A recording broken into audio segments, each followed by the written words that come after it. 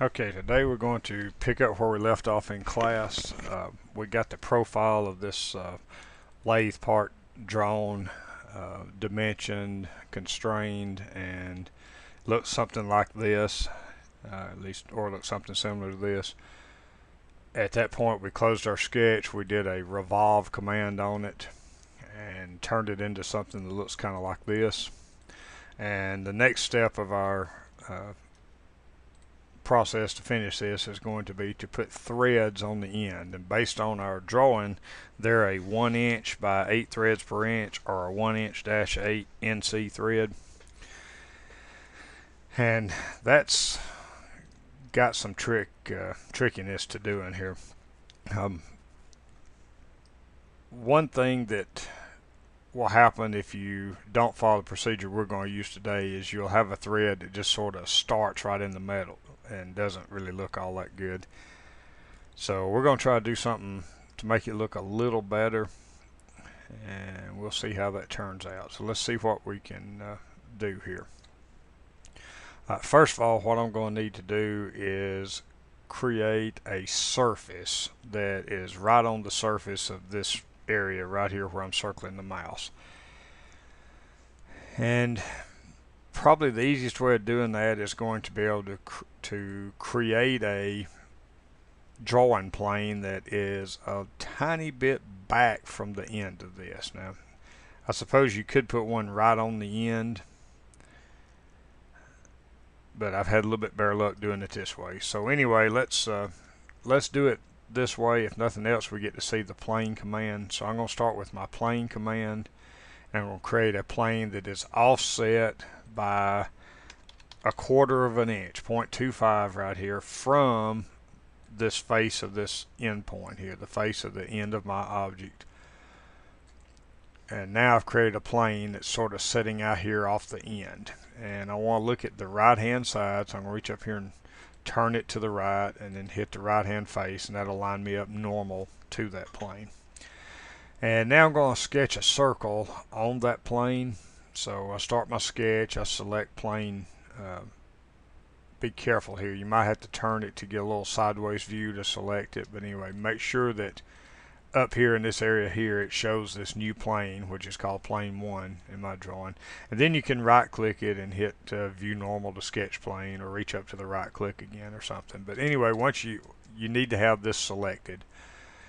At that point, we're going to draw a center point circle, and I know this outer diameter was 1 inch, so I'm just going to throw a circle in here, and as a separate step, throw a dimension line on it and make it 1 inch diameter also. And now let's kind of look at that from a side view. And what that's going to do is just basically give me a little circle that's floating in space out here around it. And now I'm going to extrude a surface. So think of it as a sleeve. I'm going to extrude a surface on top of this as a sleeve that I can use to thread, and I can control how far it runs out. So I think that'll be a good way of doing this. Let's see how that's going to work. So now I'm going to do an extrusion, but instead of solid like we've been using, I'm going to hit surface. Depth I'm just going to control by the handle. So go ahead, and I'm going to select this surface. So I'll select in this box. I'm going to get the surface of my circle, so be careful there. And now let's look at it from a front view. And I want to change the direction this is going. So I click the arrow, and I want to zoom in a bunch. I'm just going to eyeball this. It doesn't have to be real exact. So I'm going to bring it just a little past the end of my threaded area, so about right there. Alright, so that looks good for right now. So now I've got this, if you will, a sleeve that's setting up on top of this thing, and I'm going to use that as my area for my helix. So now I'm going to put a helix on it that'll control my thread pitch. So I'm going to place the helix on this face. So I have to select, make sure I get the face of this surface. So face of extrude 1. Now let's think about clockwise or counterclockwise, which way the threads are going to go. I believe this is correct here. Yes, this is right. It will thread to the right. So as it turns to the right, it would screw into the female thread. So anyway, I need to set the pitch of my thread to 1/8, since that's what the UNC dimension on our drawing was 8 threads per inch. So now I've got my helix, and now the last little tricky part of this is finding the end of the helix, and then we have to create a plane to start with. And what I want to do is I want to follow the cut from this end of the helix. So as I zoom in, I say it's really hard to kind of see this, but I'm looking for this point right here where the end of the helix exists. And what I want to do is create a plane that is, quote, normal to that point. So I'm going to hit my plane command again. This time I'm going to edit it and name it as my my threading plane. You can call it pretty much anything you like, but anyway, make it something that makes sense. And it needs to be a curve point based on the helix. And now let's locate the end point. So zooming in a little bit, it's right here. Once again, it's kind of hard to see. Just do your best to find it, but see how it picks the point. And if I rotate it a little bit, I can see it better. Another trick you can do that I tend to forget about from time to time is you can come over here to this area here to the left, and you can actually cut off the surface and the part. It can open up the surfaces and cut the eyeball off so that you actually just only see the helix. And that's a good trick in helping to locate it also. But anyway, what we're doing is we're defining a plane that's normal to that. So I'm going to hit OK. And I'm going to hit isometric so we can see this. You see what it's done? It has created a plane that is perpendicular to the very end of that helix. And then our process of using a triangular shaped surface to sweep around this and cut away the thread material, that'll make it easy to keep it lined up. So now if you like, you can turn the object back on over here by just unclicking the eyeball. I think I'm going to keep the surface cut off at this point because I really only care about the helix and the plane that I'm drawing on. Actually, I think I'll cut the part off also. That might make it easier for us to see. Okay, so now what I have to do is on this cutting plane, so I'm going to hit right click and hit view normal to. That'll spin that plane to where I can see the end. So if I look at it right here, I see the end point, and it tells me that if I rotate it around to the left, I can actually see it a little better. I don't know why, but I prefer drawing it looking at it from the end instead of looking at it from the back. But it's all personal preference. Do it however you like. So now that I'm on this plane, let's create a sketch on this plane, on my threading plane. We're just going to sketch a triangle. Doesn't really matter where, just throw a triangle in. I do try to keep it with the horizontal constraint indicator on right there, the little bar to the right that keeps popping up near my cursor.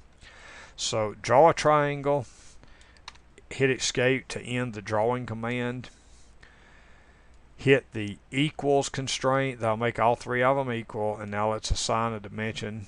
And it doesn't matter if you assign the dimension first, it'll adjust it.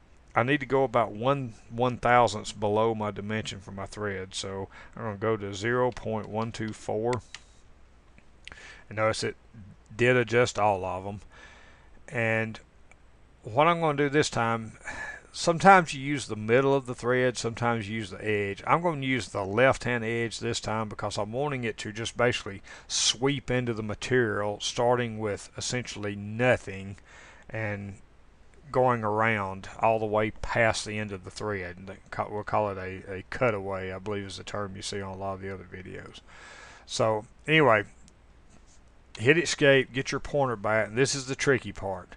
I'm going to, since these are constrained, all I need to do is select this point and the end point and hit coincident, and it will pop the triangle over to the end of the helix. It'll make those 2 points coincide in space. Now get a good feel and a good view of what we're doing here.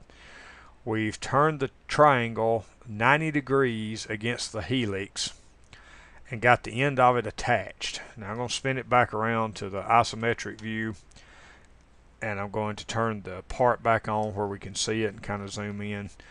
Here's what we've done. We have attached the edge of our triangle to the helix essentially. And now at this point what I want to do, I'm going to rotate it a little bit where we can see it better. At this point what I want to do is I want to do a sweep. So I close out my sketch. I can still see my surface. So I hit my sweep command and I'm going to select that area and make it a removal. And then for my sweep path I click in it. Notice it turned red. I click in it and turn it blue. Now I touch my helix. And see that it did cut the thread path.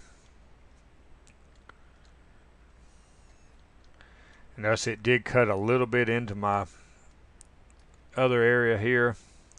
That's okay, I'm not too worried about that. I can hopefully control that here in a minute to some extent with the length of my surface. So let's call that good for the moment and accept that sweep, and let's just look at it. Let's go isometric, let's go back to the front view. I can hide my helix and get a look at it. And I said I like this pretty well so far. The only thing I don't like is the fact that it cut down into it.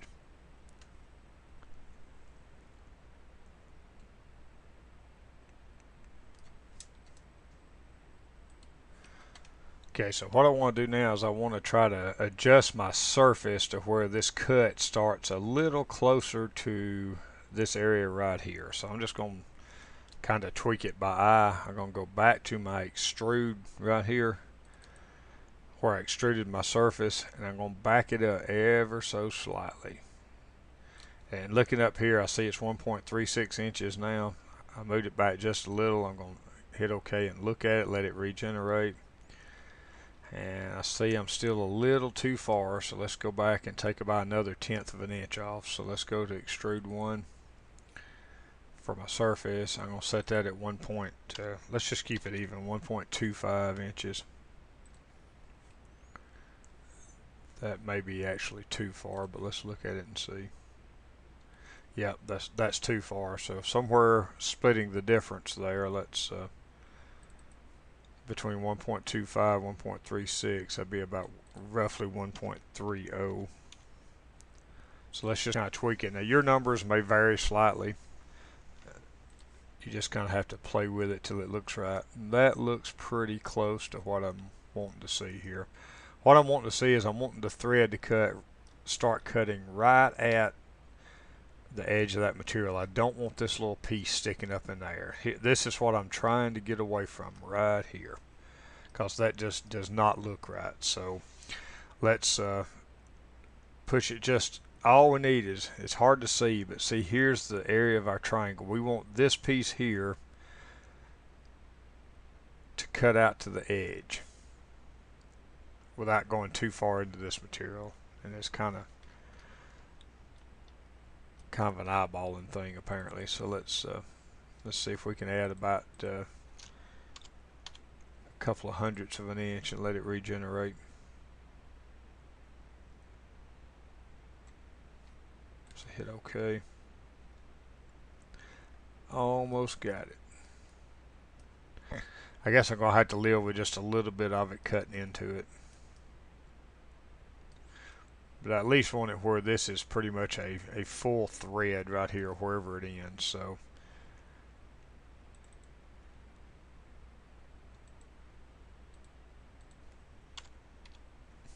I'm back to where I started from now actually.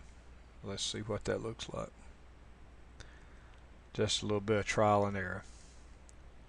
But I believe that's about where I'm going to have to leave it to make it look right. Essentially that's saying that the lathe cut would start right here on the edge, and I'm literally right back where I started from, so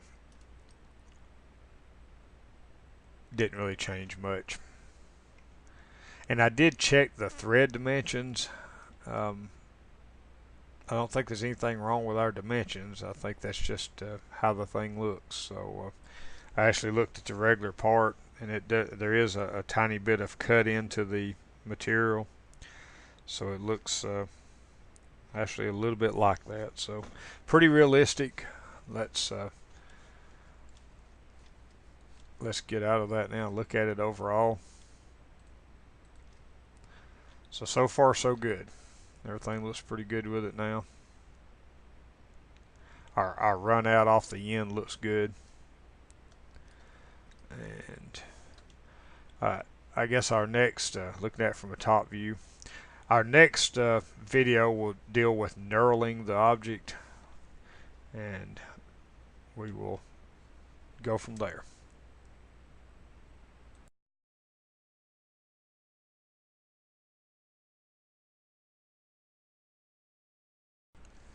I pulled up the thread profiles for a NC thread, and the 60 degrees is kind of hard to see here, but the 60 degrees is the equilateral triangle. But they show that for an internal thread or an external thread that the full triangular depth isn't actually cut. It shows right here that there's a minimum diameter for this thread, and I looked that up,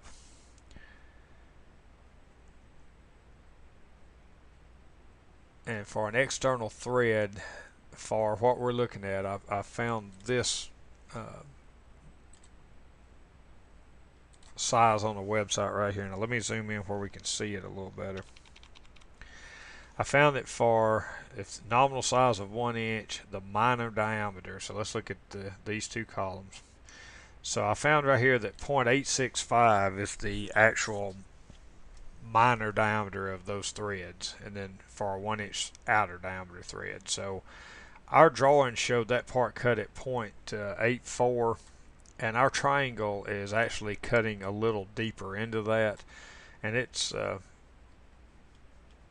probably no big deal for our model, but just so we would know how to correct it, what I'm going to do is go back and basically adjust our triangle, which would be formed right here. Looking at the move of my mouse, I'm going to put this little slope, this curved arc right here on the end of it, up just enough till it barely clears the surface or barely touches the surface of the area that's 0.84 on our class model. And that should fix it, make it look a whole lot better. So now let's do that.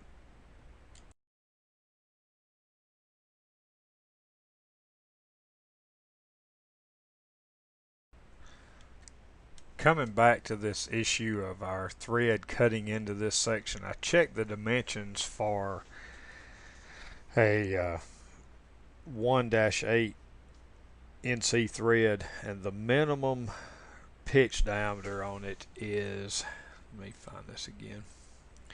If I look at a 1-8, the minimum minor diameter is 0.865, and I got to look at that. That is 25 thousandths of an inch above where our 0.840 diameter is at on this part of the chisel from here to here. We've got it at 0.84. If we were to look at where the circle of the thread actually ends, it's 25 thousandths above that surface by looking at the thread profile. And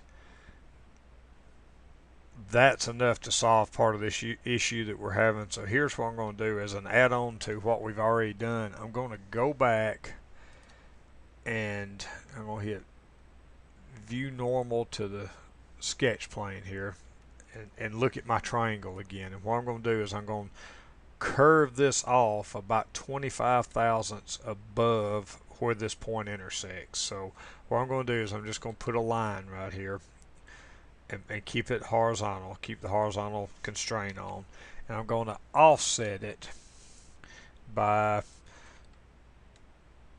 25 thousandths in the other direction. So that's 0.025, no, not 0.25, but 0.025. And now I'm going to trim it so that I've got a line where I can find the midpoint. If I look closely, I see it didn't quite touch, so I'm going to extend it so it'll be good and symmetrical.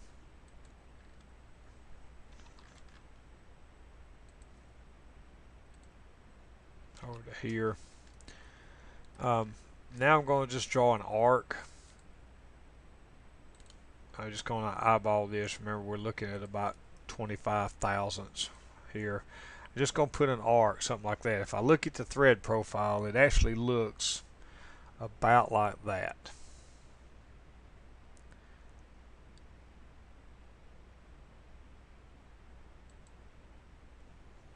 And now I'm going to cut our triangle away.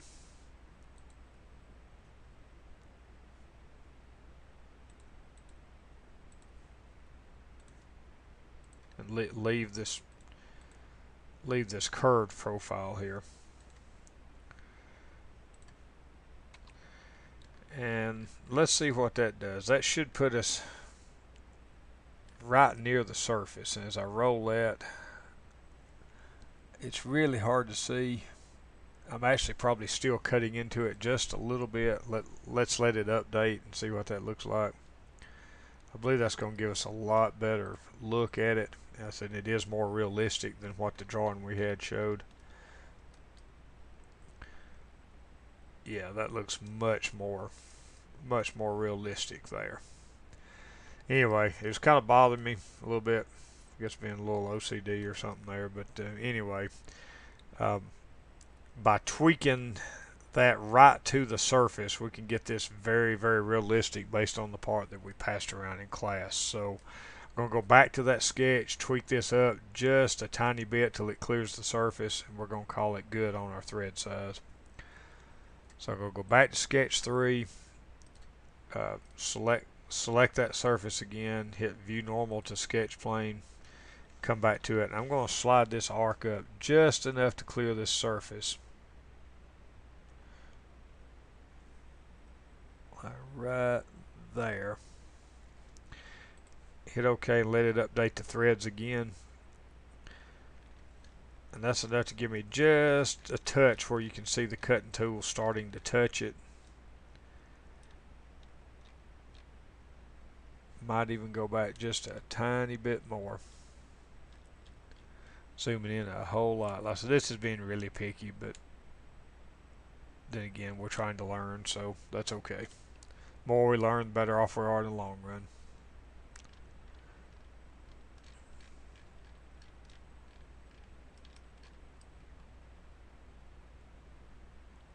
And we can just barely see where the thread's starting to touch. It's really hard to get a good square on look at this, so view normal too.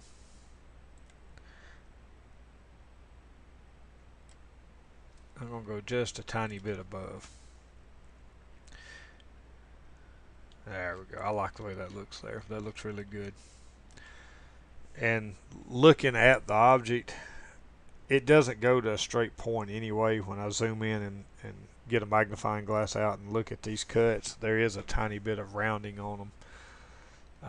There's also at the top, there's a tiny bit of rounding on the top also, but I'm not going to worry too much about that right now. That would just be changing our profile just a tiny bit on our triangle, making it go up and over just a little bit. So I think I'm going to call it good there. I wanted to add this because I said it was something that I didn't like the way we had left it off. So I'll add this to our video. And now we will continue on with knurling in the next video.